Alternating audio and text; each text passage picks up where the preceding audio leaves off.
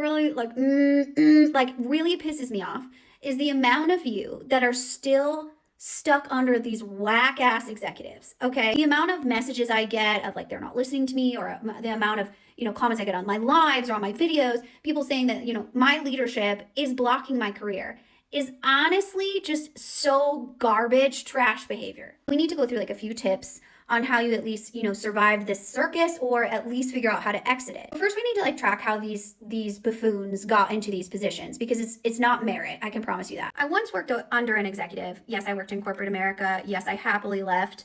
He was an idiot for sure. He had worked the company for like 47 years and was only promoted based on tenure, right? But at one point, one day, he said one intelligent thing to me, and it was that people get promoted based on two factors. One is timing and one is luck. It's important that you understand this, because like you can't go around thinking these people are smarter than you. You absolutely cannot.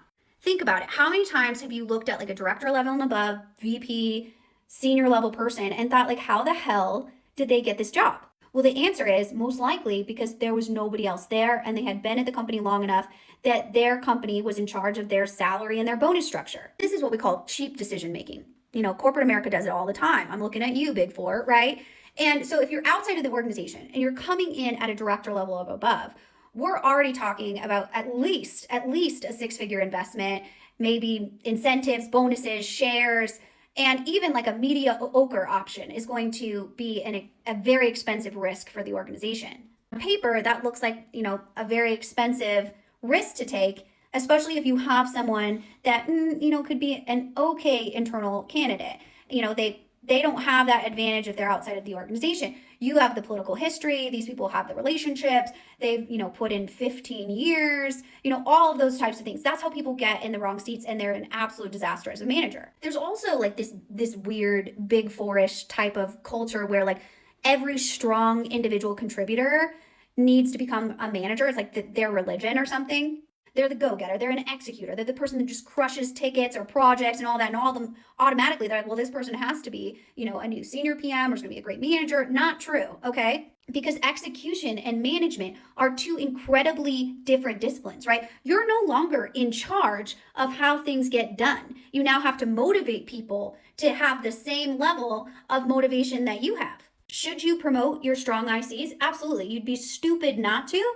Right? But you can't just throw them into this role, understanding that it's not a huge shift for them, right? They need support and coaching and all of these different things. It's not like you just wave a magic wand over someone and they become a great manager. They need to learn an entirely new behavior, right? So that you can help them to transition into this role, especially if it's a messy and they're now leading people that were their peers. And I have so many of you messaging me or in my comments, really trying here, right? Like you are saying, they're not listening to me. I'm building this beautiful business case. I'm, leading with the problem. I'm, speaking economic awareness. I'm showing them how much money we could potentially make. I am speaking their language as an executive. Like I am trying.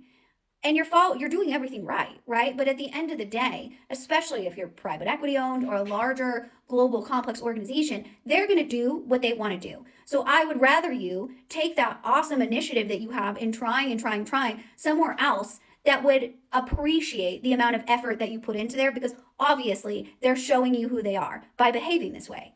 So you have a decision to make, and it's not a small one. I'm not pretending like you can just switch jobs, but I want you to know that you do have a choice in this. Is that you, are willing to accept how they operate and, stop internalizing it as something that you're doing wrong or a personal failure. Or B, you can say, I deserve better than this and I'm going to move on. What you're not going to do, not on my watch, is keep spinning your wheels, right? Doing good work and dying on a hill that they don't give a shit about, or keep blowing up your nights and weekends and free time and taking away from your own personal wellness for running up a sandhill that you're just unfortunately never going to get on top of, because that's not good enough for you, right? I'm not going to let you do that. And I am not going to let you normalize this conversation of that's how tech projects are. No, it's not. And you deserve better.